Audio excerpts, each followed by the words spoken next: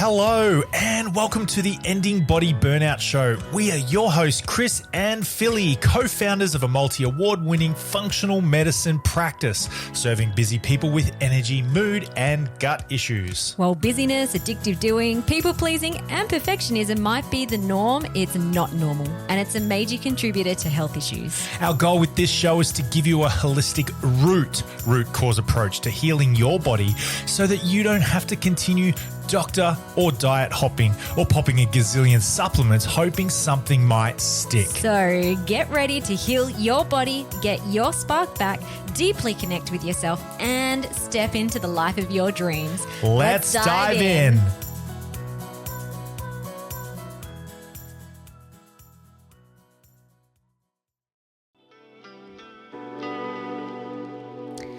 Hello everybody, it's Philly here. I'm doing a solo episode. Chris is in the background preparing for our Ending Body Burnout Method group workshop tonight. So I said, I got it, babe. I'll take this podcast. So today I'm going to take you through a Connect the Dots episode. I looked back at when we last did one of these and I think it was back in June, so it's been quite a few months since we've released a Connect the Dots episode. These ones are really cool because we take a listener's case and put our detective hats on to be able to connect the dots of their health symptoms, identify potential body-mind root causes, and suggest best lab tests to confirm imbalances and really look at deeper root causes at a metaphysical level. So that's what I'm going to do today. In today's episode, I'm digging into a complex case around chronic gut issues and fatigue. And I just want to say thank you to our listener, Marcy, for sending in your case and letting us investigate this podcast on the show today. If you have listened to a Connect the Dots, or if you really like this episode and you would like your own case reviewed on our poddy, just go down to the show notes and you can click the application form link to send us your case. Or if you're like, oh, I like the way that these guys look at body systems and symptoms and like how it started and deeper metaphysical causes, and you actually want guidance, real life guidance to connect the dots with us, you can also go down to the show notes and I've put a link there to a Connect the Dots initial consult. That's the first step to working with us inside our practice. We do have our 6-month Ending Body Burnout Method program. The doors are now closed to that. So when doors are closed, we do open up if we have space in the calendar for people to book in for that very first step, the Connect the Dots initial consult.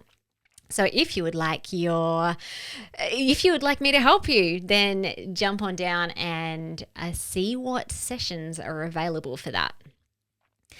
Okay, so before I jump into today's case, I just want to make it really explicit that this is for informational, educational purposes only, especially for Marcy, who is in the her case, and for anyone else listening that has similar symptoms, onset and patterns as the listener.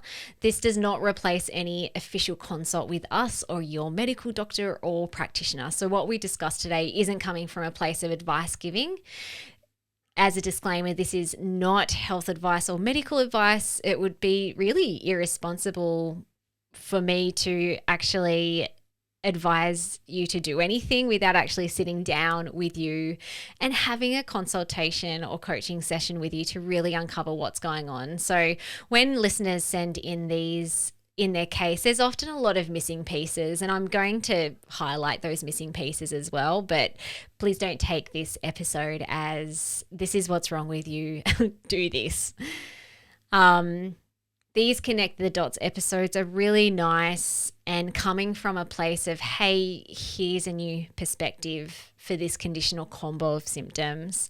And what I do in this episode and putting my detective hat on is really looking at those symptoms and the case history from a very specific holistic approach, in the same way that we would work with our real life clients inside our Ending Body Burnout Method.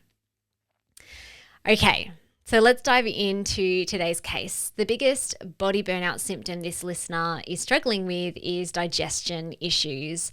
She specifically noted nausea and constipation as really big symptoms that are plaguing her, and also reported fatigue and brain fog as well. So I always like to get an indication of when symptoms started, what was happening around the time, and what the person has tried so far. So here is what the listener has said. So she said, in terms of onset, she's had these symptoms for as long as she can remember. That's very vague information, by the way. I find that when I have a client in front of me, whether it's via Zoom or in person in our clinic, that a lot of the times people say, oh, I've had this symptom forever, for as long as I can remember. But when I actually ask some really specific questions like, oh, okay, do you mean like you were born with it, or your parents used to say that you had this issue as a baby, or was it more like this started showing up later on in life as a kid or teenager or early adult? The responses from clients are all different. Some will say, yeah, actually, my mum said I was constipated even as a baby, whereas other people will be like, oh, no, I remember I was probably about 12 when I started noticing I wasn't going to the toilet every day or experiencing nausea, whatever that is. So that piece of information is going to be really important. I don't have that. If it was baby ever since I can remember, then my brain would go to different things in terms of, oh, this might be what's going on at a physical or a metaphysical level. But I'm going to just assume that maybe it wasn't as a baby. Maybe this person wasn't born with fatigue and brain fog and nausea, and maybe she was a constipated baby. I'm not sure, but those other symptoms generally show up later on in life. Now, this listener has reported what was leading up to the health issues. I'm always curious around what's going on, what happened when these health issues started flaring up. And she said, no exact moment comes to mind, but I grew up with an alcoholic father, so my home life was always super tense and uneasy. Now, this key information, this is key information, and I will be digging into this later on in the podcast, as growing up in a tense environment has a direct link to gut health. So when we get to the metaphysical side of what might be going on at a root cause level, I'm going to circle back to that. But this is super key, that this person grew up in an environment where it was tense, stressful, highly likely in some way felt unsafe, uncertain, unstable. That's going to do things to the nervous system and to the body. Okay, now in terms of treatment, this listener reported that she'd seen a dietitian as a teenager, had sensitivity tests which showed milk intolerance. She's seen several different naturopaths. She's had blood tests. Nothing alarming ever comes up. She's had a hormone saliva test 8 years ago, and she doesn't think anything was found in that one. She's had a stool test analysis which detected H. pylori, which was treated by mastic gum or with mastic gum and celery juice. She was diagnosed with MTHFR gene mutation. She said that just a month ago she did another intolerance test and only the milk showed up as an issue from a food perspective, nothing else. She said she's tried all sorts of supplements, not much improvement. She's seen doctors. She had 2 endoscopies as a teenager. Nothing was found. She's done functional medicine. She was diagnosed with SIBO, did a round of antibiotics. Not sure if she still has it or not. And she's also done an OAT or an organic acid test, which showed up candida, which she treated, and some other markers that she can't remember now. Possibly there were heavy metals or mold going on. She's also tried parasite cleansers, and she said, I'm sure I've forgotten so many other things, but brain fog is another big thing for me. Okay, so this lady has clearly been trying to get to the bottom, mind the pun, of her health issues for sure. She obviously is not happy and not okay with the chronic health issues. And I have a feeling that she has a belief, or at least did, that she is able to heal. She's able to get to the root, even if things haven't yet resolved yet, because she's tried a lot of things. It doesn't sound like this is a woman who has tried a couple of things. They didn't work. So therefore she will be like, oh, well, this must be my lot in life. It sounds like she is constantly trying to get to the bottom of it. In terms of the timeline of those treatments, I'm not really sure if that was in chronological order, but at the very least, I know that she did a food intolerance test a month ago. So she's obviously still trying to find answers and solutions. And my heart goes out to you, my love. I do not know you. Personally, I haven't met you. I know that you have been in our Facebook group and all that sort of stuff, but it is tough. Like, it's super, super tough, especially if you feel like this is something that has been going on for ages, for as long as you can remember. Okay, so our approach when it comes to ending body burnout, or to be able to discover, first of all, what is causing the body to feel burnt out in the first place, is looking at the causes of body burnout. And they'll always fall in the camps of physical inflammation and metaphysical inflammation. So physical inflammation is things like the food that you're eating, inflammatory foods, alcohol, cigarettes, drugs, environmental toxins, might be like things to do with lifestyle as well. So maybe like poor sleep hygiene. And then if you've got imbalances in the bodies, infections, heavy metals stuck in fat tissues, they're what we would consider a physical inflammatory. Then you've got metaphysical inflammatories, and they're the things that you can't quite see, but they're still causing inflammation in the body in the same way that a physical inflammatory affects the body. So metaphysical inflammation is really looking at what's happening below the surface, what's happening inside your unconscious mind, what's happening with your neural pathways, your nervous system, your brain. These are still parts of the physical body, but the things that get stuck, we call them unconscious baggage. And I'll talk more about what that is and unpack that in reference to this case shortly. But a lot of these things can become like unconscious baggage in your body, in your unconscious mind, in your nervous system, which puts your body into a state of fight and flight or freeze and stress and overwhelm, and can literally cause all the same physiological inflammatory responses that you might get when you smell, cleaning products down the cleaning aisle.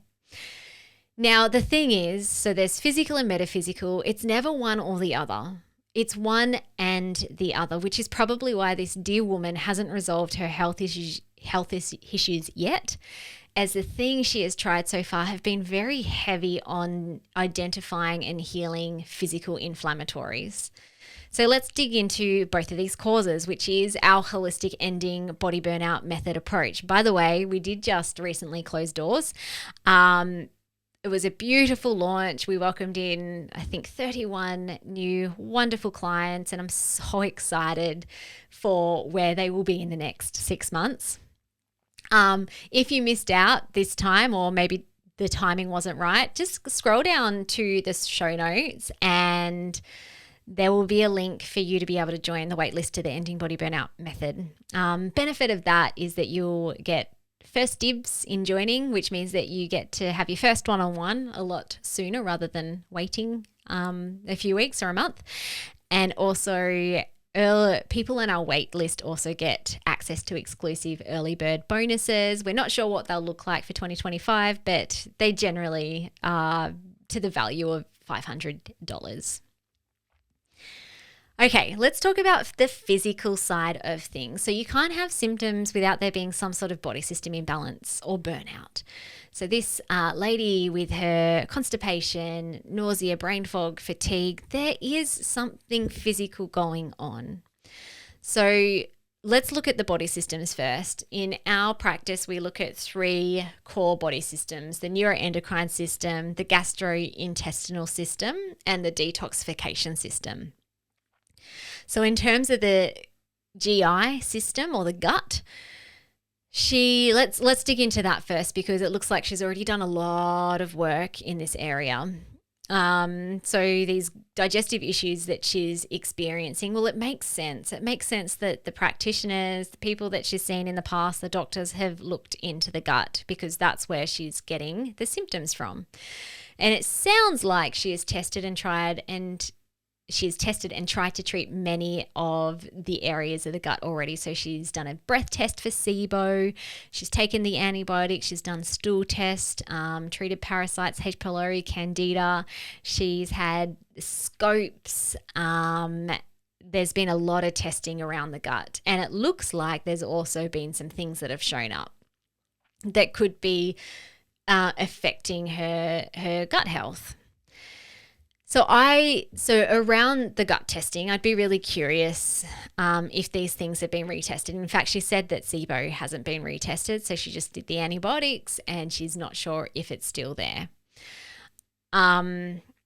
With the SIBO side of things, there is a relapse rate of 50%, which is really high and really disheartening if you have had SIBO and you've done, whether it's antimicrobials, antibiotics, the elemental diet, and that SIBO has flared up. Now, the biggest reason why SIBO flares up or isn't completely eliminated and resolved is because underlying causes that cause the SIBO to occur in the first place haven't been detected, treated, or resolved.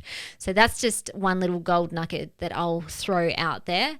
Is the SIBO still there? If it's flared back again, were the underlying causes of SIBO looked at, treated, supported? With the other pathogens, so the H. pylori, parasites, candida, I'd be curious to see if these have been retested via stool samples or organic acid urine tests. If she is still symptomatic, then I always think about, well, is that because the pathogens are still there, or have they gone and now but the symptoms haven't changed, which then will signify that, well, there's something else going on. So from a physical point of view, maybe digestive organs aren't working so well. Maybe there's chemical sensitivities like histamine. Maybe it's actually now less a gut issue and more a neural pathway issue, where the brain gets really clever at tagging things as dangerous that aren't actually dangerous. It's really common with food sensitivities, even something like milk intolerance. Or if the pathogens are still present, why is the body not responding to the protocol? So these are the type of questions I would be thinking about if I had this woman in front of me having a connect the dots, and these are the type of questions that I would be asking. A couple of other things too. So this lady mentioned she did a stool test. Now, there wasn't a lot of information around what type of test that is. Your standard GP can run stool tests, and they generally look at major parasites and bacterial pathogens, including H. pylori and some parasites. So if it was just a standard GP test, then there's going to be missing information. Something like a comprehensive functional stool test can not only look at those pathogens, but it can also look at a bunch of neutral bacteria, neutral yeast microbes that if they overgrow, they can be inflammatory. A more comprehensive stool test can also identify if there's leaky gut or digestive organ dysfunction or inflammation. So there may be some missing pieces there of some really key and important parts of the gut that if they're still out of whack, then that might be why this woman is still symptomatic. Something I think about too with nausea is the gallbladder. So if someone's experiencing a lot of nausea, has the gallbladder been scanned? Now, this is something that you can actually do with your GP, and they get a referral and you can get scanned, and understanding if there's stones or sludgy bile can impact nausea and gut health. This woman also mentioned she'd done a couple of food intolerance tests. So what I want to say about that is they aren't super accurate, and also they aren't that helpful unless you want to eat restrictive for the rest of your life.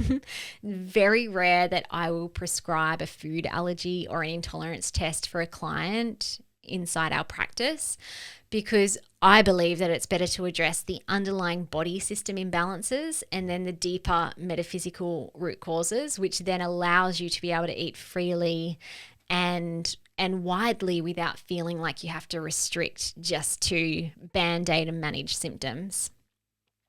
Something that I will say, however, along these lines is if this woman feels like she obviously feels like foods are causing issues, I think, if she's been doing tests around this.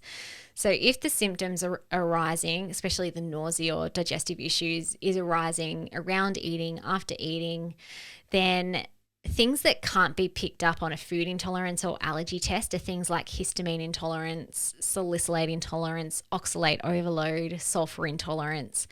They might be worth looking at to see if they're contributing to gut issues. Now, I don't recommend that. The solution around that isn't to then be histamine free or salicylate free. But it's more data. You're gathering more information around, okay, if there is a histamine issue and one goes on a low histamine diet and those symptoms improve, okay, cool. What's causing the histamine overload in the body? If we work on that, we can bring the histamine levels down, then that person can eat foods that are high, medium, and low in histamine without any issues. Okay, so hopefully that's helpful in terms of just where my brain kind of goes to with this case, this woman who has a lot of digestive issues and she's also done a lot of testing and treatment. There's still some missing pieces from a physical point of view that could be looked at and addressed. Now, she also mentioned having fatigue and brain fog. So the gut does not exist in isolation. It looks like other practitioners have understood this because they have done some additional testing. They have looked at the hormones and other body systems using an organic acid test as well as doing some genetic mutation tests like the MTHFR test. Around that, there's missing information here. So again, I would just want to gather some more data around what hormones were tested. Was it an adrenal stress hormone test? Was it sex hormones? Or was it thyroid hormones? Or was it all three of them? And when you say that you have done a saliva sample or a saliva test, was that just the one saliva sample, or is it looking at hormone markers throughout the day or across the month? That's going to differ depending on what hormones you're looking at. So there could be missing pieces there. And also with the organic acid test, this lady mentioned that that test picked up candida and heavy metals or detox issues, but there was no mention about the brain or the mitochondria, which can be tested in that test. The reason why I bring that up is that it's really hard to heal a gut when the body's in fight flight. So if there's adrenal, neuroendocrine issues, so whether that's adrenals, hormones, brain imbalances, even the mitochondria, can put the body into fight flight when that neuroendocrine system is imbalanced or burnt out. And then you're going to have Buckley's trying to heal the gut. It's very hard to heal a gut when you're in fight flight. You need to be in parasympathetic, which is rest and digest. So I would be curious to have a look at what those lab tests actually looked like and to see if those body systems were supported. You have no idea how many new clients we have had start with us inside our Ending Body Burnout method. And when I've looked at their lab tests, I'm like, oh, wow, you've got brain and mitochondrial imbalances. Did your practitioner do anything with that? And half the time they say, oh, that wasn't ever flagged. So some practitioners, a lot of natural practitioners who are accredited in Australia will have the ability to order tests. When you become accredited, you can automatically order tests. Now, there's not a lot of practitioners that have actually done further proper study in functional medicine. So I worked with Dr. Daniel Kalish in the Kalish Institute of Functional Medicine for 3 whole years. That was on top of my 3-year nutritional medicine studies. So that's kind of like 6 years there of clinical support and 3 years where I was learning how to read lab tests and how to create protocols based on those lab tests. And so it is actually, it's happened quite a lot where clients have come to us, they've already had tests, but the tests just haven't been analyzed correctly. And so therefore those body systems haven't been supported. And that could make a world of difference if they are. Alrighty, so hopefully that wasn't too heavy on like data and details and science, but let's switch gears and look at the metaphysical side of body burnout and these symptoms. So body systems and looking at the physical body, as I said before, is super important. It's not one or the other. It's one and the other. It's the physical and the metaphysical, because you cannot separate the two. We aren't just a physical body. If we were, we'd be dead. We're metaphysical as well. We have energy. We have a spirit. We have emotions, we have an unconscious mind, we have a nervous system and neural pathways that are constantly sending all these like invisible messages. We're not one or the other. Here's the big thing too with the physical body, when someone just tries to heal the physical body, is the unconscious mind is the physical body. And your unconscious mind is it's controlling your physiology. Your unconscious mind is literally controlling your ability to breathe, to secrete hormones, to detox, to secrete stomach acid, to break down foods. So if you're only treating the physical body, that's where people get stuck. And then vice versa too. If you're only having talk therapy or listening to medications, but you've got some serious physical imbalances, it can be really hard to move the needle on that when you're just thinking and talking about it. So we're very big on both, the body and the mind, the physical and the metaphysical. If you think you're the exception to the rule, I'm just going to be so bold as saying you are wrong. I actually had a client book in for a Connect the Dots, which was just like the very first step, initial consult. And she had a lot of gut issues. And look, she probably wasn't someone who had a lot of stress or overwhelm or was running big, busy patterns. But there was enough data there. And I've worked with enough people to know that it's never just physical. Now, she wasn't convinced. She thought that it was just physical, and I'm not here to force anyone to believe what I believe. And if you want to work with us inside the Ending Body Burnout method, one must resonate with this knowledge that you can't separate the physical and the metaphysical. They're one and together, and treating both is going to get great results. Okay. So the metaphysical. Now here's the thing, just honing in again on the physical body. If you came along to our free coaching week that we had a couple of weeks ago, it was all about rewire your brain to end body burnout.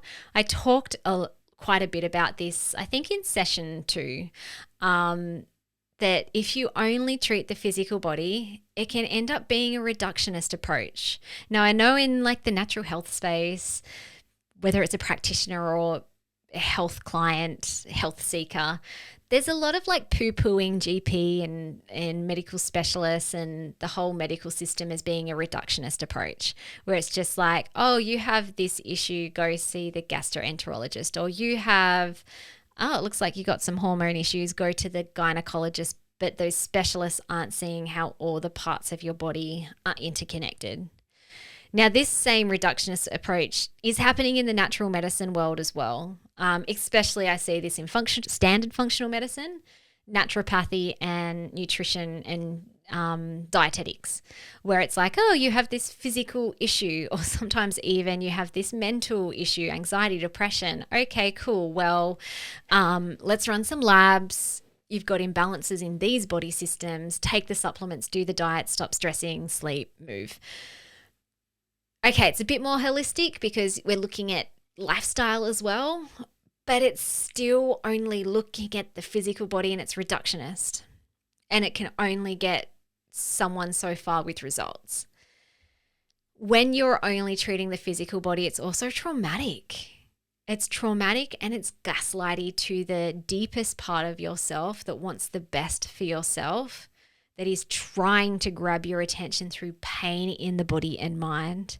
And when you're trying to squash that out just by running some labs, eating a restrictive diet, taking some supplements, you're gaslighting yourself and you're not listening to the message. And I'll talk a bit more about the message in a secchi. And I say this with love. This is the most loving thing I can say to you if you're suffering and you're just treating the physical part of you. If I kind of like brushed over this or said, oh yeah, like, only maybe for some people it's reductionist, but not everyone. I'm not serving you. What people love about what Chris and I do is we are giving you certainty and we're shining the light on your own truth so that you can see the truth of who you are too and why you're receiving these messages. That's what people pay us for. They don't just pay us to run the labs and be all clinical. It's literally looking into the deepest part of you. Okay, let's talk about IBS. So this lady, she probably has had this diagnosis given to her by a doctor. It's like, I don't know, your endoscopies look fine, so you just have IBS. A few weeks ago, again during launch time when we had doors open to Ending Body Burnout Method, I had created an Instagram reel. It was me at a cafe eating soap and dipping like this beautiful sourdough bread into the soup. And I know that bread and gluten can be a big troublesome thing for a lot of people with gut issues. So, it's kind of like catch your attention. And in the title of the reel, the little caption, it said, why I ask all my clients with chronic gut issues about their childhood. And this is why, my friends. And this is applicable to this case. So this, just to circle back to that first, this lady said, I don't know, I've had these issues for as long as I can remember. I can't pinpoint the exact time that the gut symptoms flared up, but I do know that I had an alcoholic father and life was tense. Growing up in that home was tense. So here's the thing. Studies show that 50 to 74% of those with IBS report having early life trauma. Now that's pretty huge. That is like mind-blowing huge that you cannot separate the physical gut from the baggage underneath the unconscious mind. Now, by the way, early life trauma might be big T trauma. It also might be little t trauma. It doesn't really matter. It's unprocessed trauma or distressing events that have occurred that you didn't have the capacity to deal with and to clear and to process during that time in your life. And it ends up blowing up in your system like a pressure cooker as you're accumulating more and more and more baggage along the way. So why is this number so high? Why is this statistic so high? Well, all of our early life experience predisposed the beliefs we have about ourselves, how we interact with the world, and what we perceive as safe. So if this woman grew up in a volatile environment with an alcoholic father, and I'm sure there would have been uncertainty, instability, maybe neglect, maybe there was even a bit of violence, not really sure, but she grew up in a volatile environment, and highly likely a child in that environment, and any child really, starts to create dysfunctional beliefs about themselves and their existence in this world. What's wrong with my family? Why do I go to my friend's house and their parents seem to be fine and stable? What's wrong with my family? Why is my dad an alcoholic? If he really loved us, if he really loved me, surely he would not be drinking. Why does he treat me so horrible? I'm by the way, I'm just like fictionally padding this out. I don't know if this is this woman's exact case, but I imagine it would be quite similar. So as a little kid, this little kid is experiencing distressing events, tension, stress, overwhelm, and a child is always thinking, what just happened and what does it mean about me? Because kids are egocentric. And that's where dysfunctional unconscious core beliefs start embedding in your unconscious mind, and it becomes the frame that you perceive yourself and your existence in this world. It absolutely causes your brain and your nervous system to then get stuck in fight, flight. And here's another stat for you. Only 5% of the adult population actually do this deeper work and upgrade from child to adult and let go of these limiting beliefs and clear past distressing events. So there's a lot of sick people with a brain and a nervous system stuck in fight, flight because the unconscious baggage hasn't been identified and cleared. Now, there's a wonderful nerve that runs from the brain to the gut, and it's called the vagus nerve. You've probably heard about it. And it's constantly sending signals back and forth from the gut to the brain. If your brain is stuck in a trauma loop of unsafety and fight, flight, it's absolutely going to affect the function of the gut. And your immune system will suppress, leading to pathogen overgrowth. So this woman who's tried to treat H. pylori and SIBO and Candida and parasites, well, if they're still there, that's because the immune system can't create and find homeostasis because the body is stuck in fight, flight, and the immune system isn't working to help keep that in check. Sometimes for some people, the immune system can go in overdrive, and that's where the gut then can start tagging foods as unsafe, or you can start having autoimmune type flare-ups or conditions, or even produce too much histamine in the body. When you're stuck in fight, flight, your digestive organs and motility also switches off. And did you know that stress eats through the gut lining, leading to leaky gut? I learned that quite a few years ago when I first started studying or practicing functional medicine, and I ran a test on a woman that, I don't know, like she had no pathogens. She ate really healthy. She was very stressed out. And the only thing that we could pinpoint to that leaky gut was the amount of stress and the suppressed emotions she was holding on to.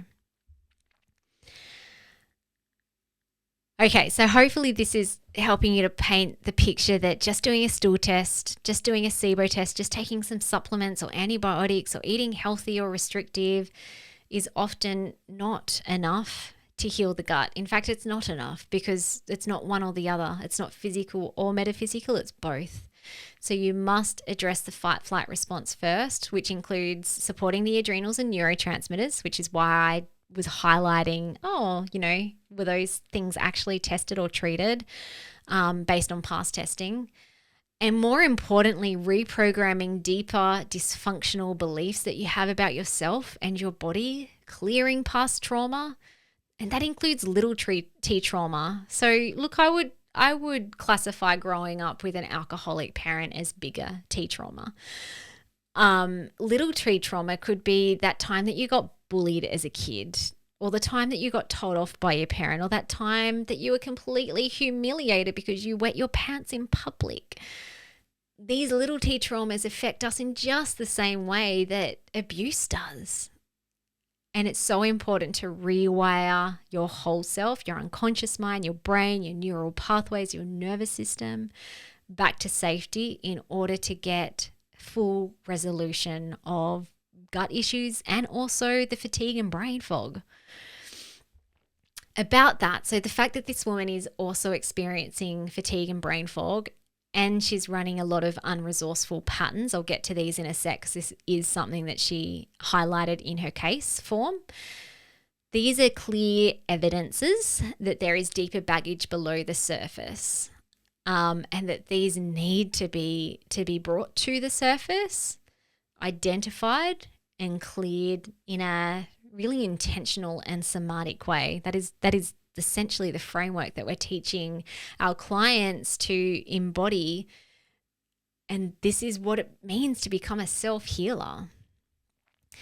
With the patterns, so on our case form, so when you fill in the form to submit your case for the podcast, we have a bunch of dysfunctional patterns that are really common that we see in clients when they first start working with us. And so this lady has pretty much ticked almost all of them. I won't read them all, but essentially she's constantly feeling anxious, worried, overwhelmed, stressed out. She's addictive doing, rushing, hurrying, easily getting offensive or defensive.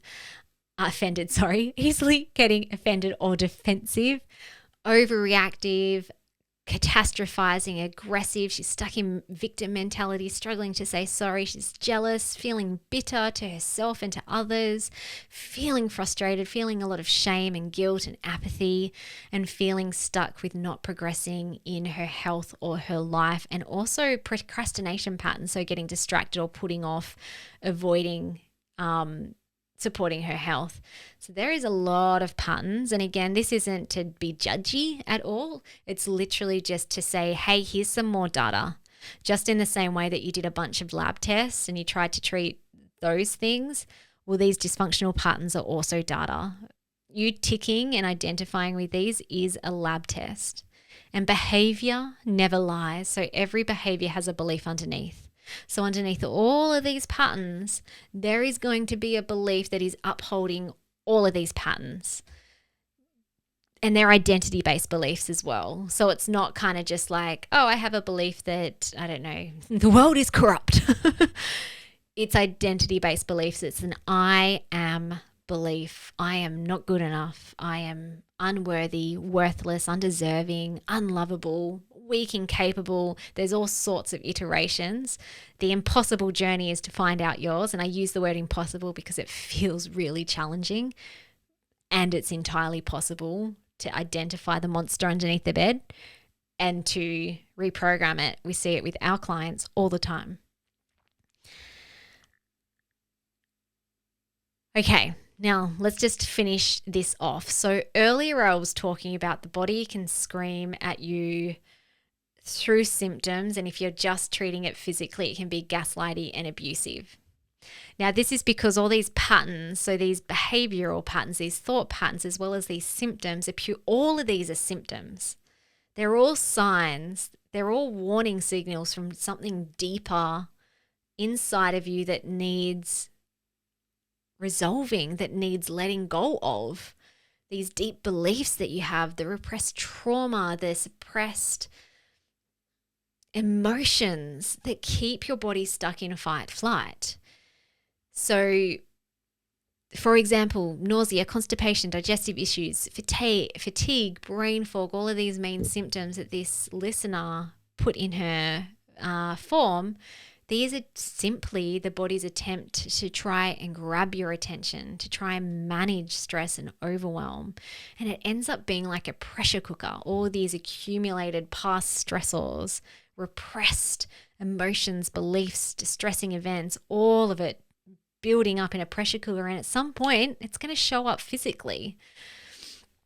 These symptoms aren't mistakes. They're not random ailments. They are signals urging you to acknowledge the toll of unresolved baggage in your unconscious mind and also in your present day stresses and patterns, and how this is affecting your health. So not just for this lady who submitted her case, but for anyone listening, if you're still struggling with chronic health issues, it's not because you haven't found the right diet or the right supplement or the right protocol, or you haven't done the right test. Yes, working with an acute practitioner that can see any missing spots can be very helpful, and it can help you in your journey. That's why I started off with the body systems at the start. But if you haven't fully understood your body's messages, then your body is going to continue sending those messages. So at some point it becomes less about the physical and more about entering into yourself, learning to communicate with yourself, learning to understand what do you really want and who really are you, and upgrading anything that is dysfunctional that's causing sickness. That is, the symptoms will remain. The symptoms will continue screaming at you that you cannot do this anymore.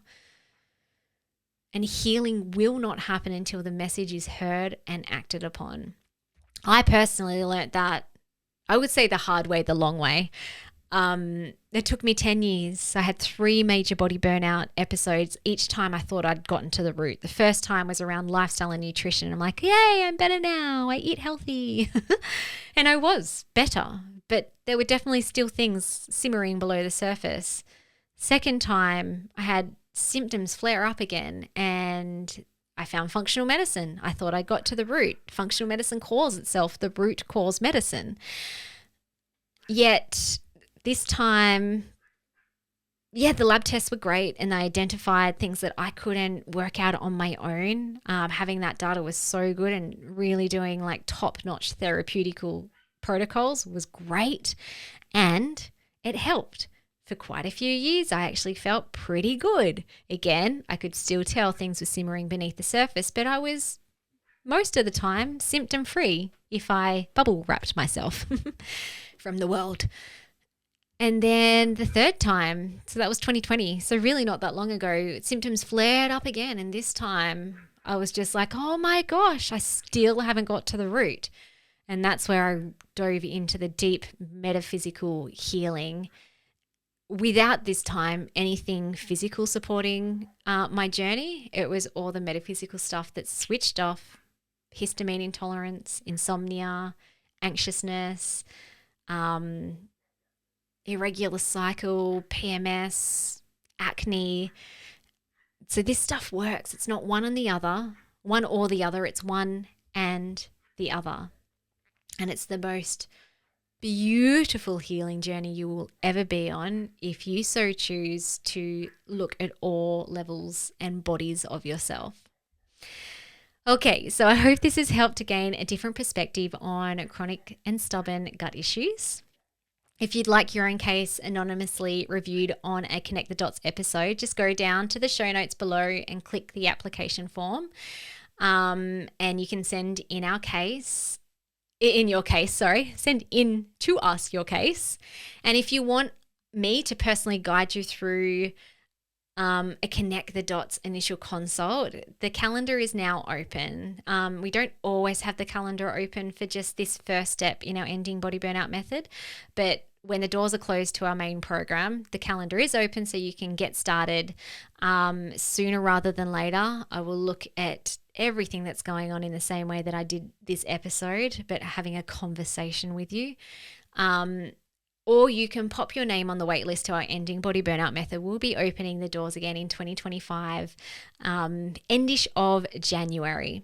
So jump onto the wait list. You'll also get access to exclusive early bird bonuses, and you'll also get first dibs. We pretty much, these past 3 launches, we have reached max capacity by the time we close doors. So if you're on the wait list, you get to put your name down first so you don't miss out, because we do close doors, or will close doors early if we hit max capacity. Okay, awesome. Thank you so much for listening. That was fun. And I hope it was worthwhile, both to the beautiful lady who submitted the case, but also to everyone else, to really understand that it takes a holistic approach. It really does, to end your body burnout.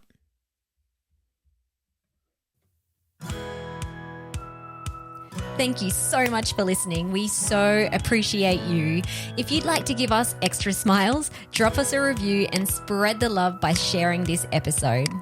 You can also rate your own state of burnout and the root cause contributors by taking our Ending Body Burnout assessment on our website. And if you're interested in learning about our group or one-on-one Ending Body Burnout programs, shoot us a DM via Instagram or Facebook. Have the best day ever.